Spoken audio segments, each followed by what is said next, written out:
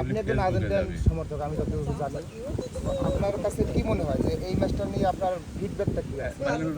আপনার মতামত মেন কথা হচ্ছে আর্জেন্টিনার মানসিক অবস্থা ভালো ছিল না প্রত্যেকটা প্লেয়ারই।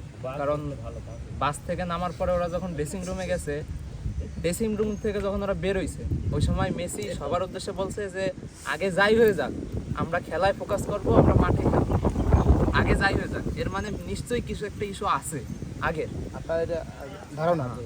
আর দ্বিতীয়ত হচ্ছে আর্জেন্টিনা এত খারাপ টিম না, কারণ আমরা মিশরের সাথে যে তর্কাতর্কিটা দেখছি, ওটার পরেও কিন্তু একটা ম্যাচ হয়েছে ইংল্যান্ডের সাথে।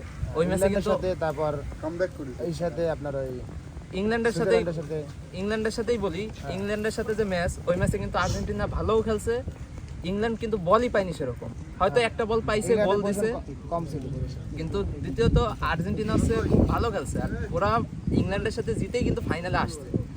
আর এই ফাইনালে আসার পরে এরকম একটা খেলা আমরা আশা করি নাই।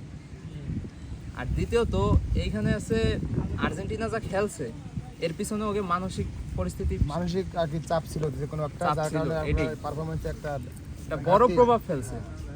যেরকম লিসান্ড্রো মার্টিনেজ, ও কিন্তু ম্যাচে থেকে কোনো সময় সহজে ওঠে না, কিন্তু ও মাত্র সম্ভবত 64 বা 65 মিনিটও ম্যাচ থেকে উঠে গেছে।